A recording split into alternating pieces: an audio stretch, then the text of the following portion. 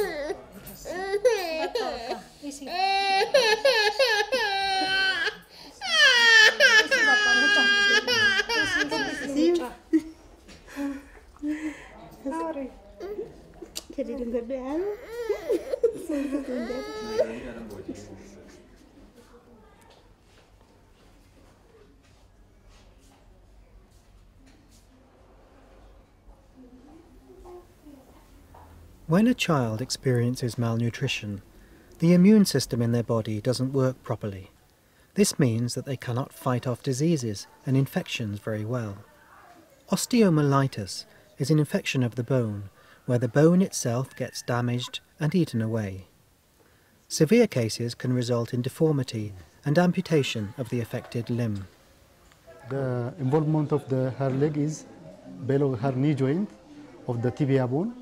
As you see here, there is an opening here, which is the dead part of the body, the bone, and there is a sequestromy, which is dead part of the bone, protruding out of her soft tissue. It was this much area open when she comes to the hospital. Now this dead part of the bone is removed out, and now she has a new growing bone inside.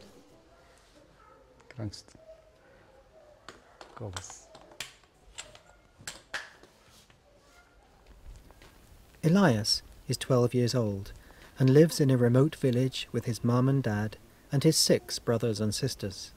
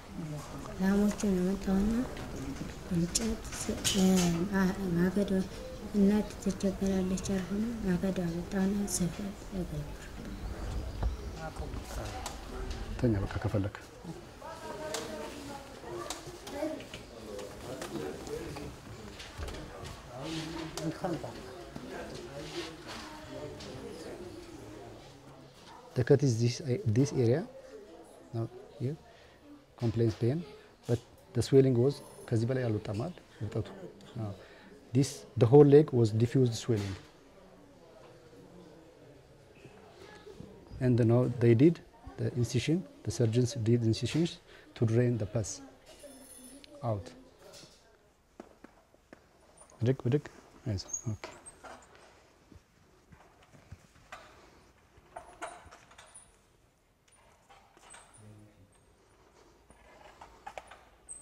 Inside Paralba, he just trained before we provide crunch. Because if we directly provide him crunch, he is weak, he may fall down and injure some other part of his body, which is worse for this condition of the child. See?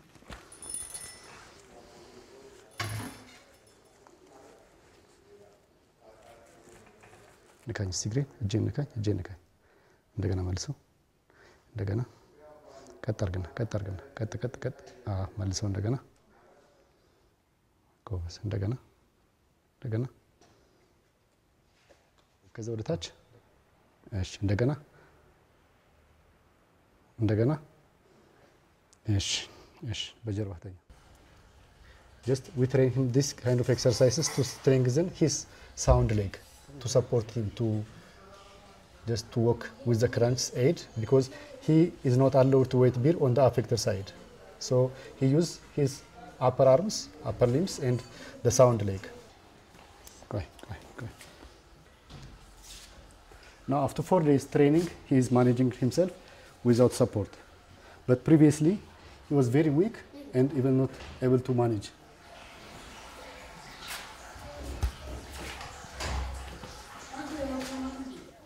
There are different reasons why parents struggle to provide their children with a nutritious, balanced diet.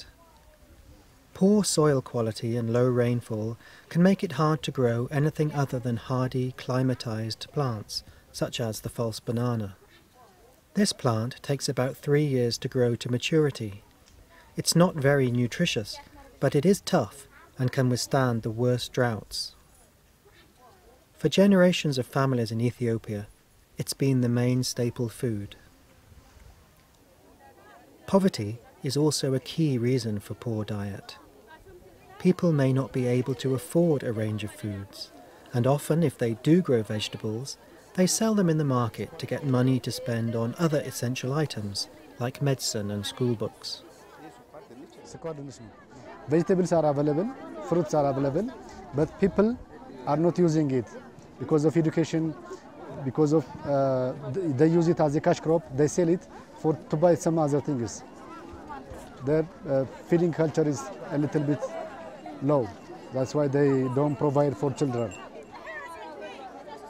Dealing with malnutrition, it's diverse and it's an integrated approach. I mean, at the hospital we treat when it's really bad, when they come. But the thing is, it can be prevented.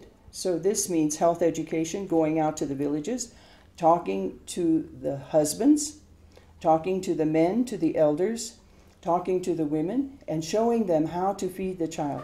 Like here at the hospital, you will see in the therapeutic feeding center, sometimes it's the husband who is staying with the child because the mother has to be home with the other children. And it's important that the men support it because then the women have the support of the men. Parents are educated what to give for their children when they start feeding. Up to 6 months, it is better to breastfeed, having good nutritious food for the mother first, to get a good breast milk. Then after 5-6 months, they should start mixing these cereals, and if they could get some vegetables and other things, like potato here, categorized as carbohydrate, protein-rich cereals, and vegetables.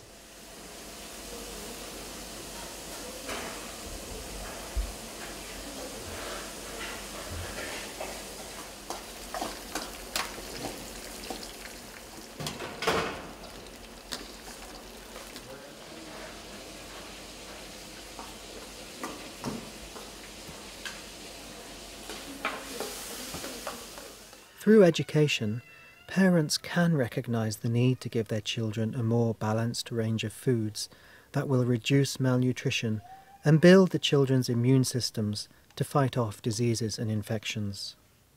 But when families are living in extreme poverty, finding the money to buy more nutritious foods remains the biggest challenge.